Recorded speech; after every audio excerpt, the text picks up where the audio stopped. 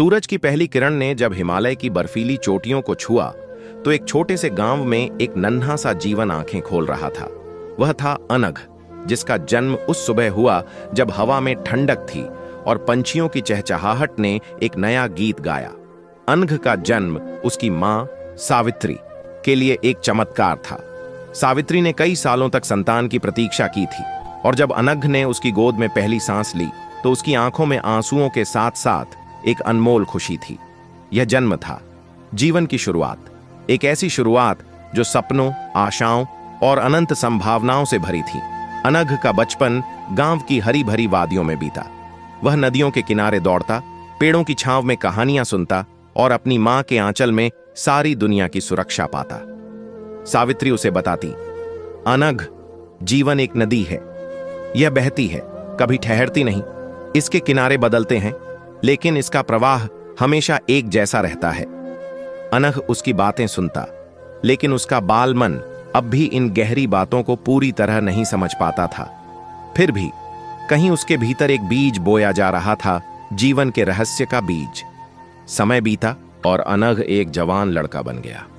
उसकी आंखों में वही जिज्ञासा थी जो बचपन में थी, लेकिन अब उसमें एक नई चमक थी, प्रेम की चमक। गांव के मेले में उसकी मुलाकात हुई कावेरी से। कावेरी, जिसकी हंसी में नदियों का संगीत था और जिसकी आंखों में सितारों की चमक। पहली नजर में ही अनघ का दिल कावेरी के लिए धड़क उठा।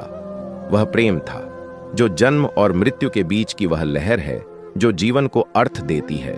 कावेरी और अनघ की प्रेम कहानी गांव की हर गली में गूंजने लगी। वे एक दूसरे के साथ नदी किनारे घंटों बातें करते, एक दूसरे के सपनों को अपने सपनों में बुनते। कावेरी कहती, अनघ, प्रेम वो नहीं जो सिर्फ लेता है।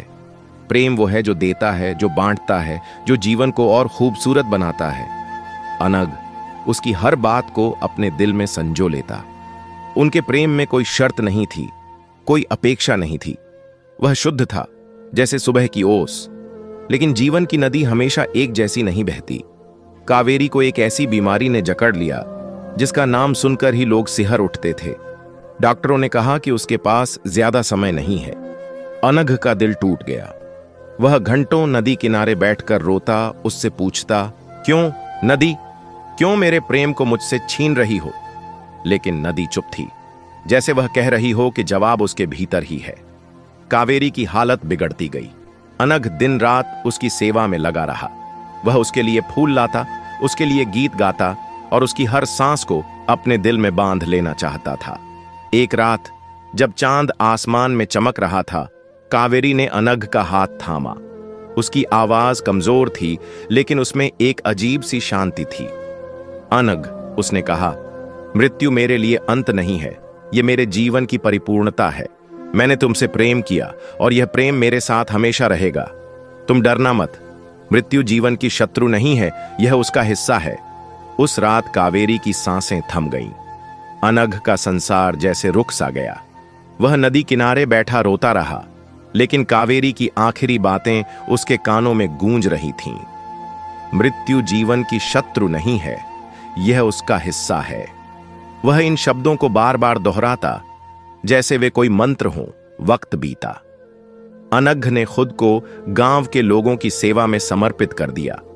वह बच्चों को पढ़ाता, बूढ़ों की मदद करता और हर उस इंसान के लिए कुछ करता जो दुख में था। कावेरी की याद उसके दिल में हमेशा जिंदा थी, लेकिन अब वह दुख नहीं, बल्कि एक प्रेरणा थी। अनघ ने समझ लिया था कि प्रेम कभी खत्म नहीं होता। वह हर उस मुस्कान में था जो वह किसी के चेहरे पर लाता, हर उस आंसू में था जो वह किसी की आंखों से पहुंचता। अनघ अब बूढ़ा हो चुका था। उसकी आंखों में वही चमक थी, लेकिन अब उसमें अनुभव की गहराई थी। एक दिन वह नदी किनारे बैठा था, वही नदी जहां उसने कावेरी के साथ अपने जीवन के सबसे खूबसूरत पल बिताए थे। गांव के बच्चे उसके पास आए और पूछने लगे, दादाजी, जीवन का राज क्या है? अनघ ने मुस्कुराकर कहा, बच्चों, जीवन में 3 चीजें हैं जो सबसे कीमती हैं, जन्म, प्रेम और मृत्यु। जन्म तुम्हें इस दुनिया में लाता है, प्रेम तुम्हें जीना सिखाता है और मृत्यु तुम्हें जीवन का असली अर्थ समझाती है। लोग सोचते हैं कि मृत्यु जीवन का अंत है, लेकिन ऐसा नहीं है। मृत्यु जीवन की पूर्णता है, उसका निचोड़ है। बच्चों ने आश्चर्य से पूछा, लेकिन दादाजी, मृत्यु से तो डर लगता है। अनघ ने हंसते हुए कहा, डर इसलिए लगता है क्योंकि हम उसे जीवन का विरोधी समझते हैं। लेकिन जब तुम प्रेम करना सीख जाते हो तो तुम्हें समझ आता है कि जीवन और मृत्यु एक ही सिक्के के दो पहलू हैं। प्रेम वह लहर है जो इन दोनों को जोड़ती है। जब तुम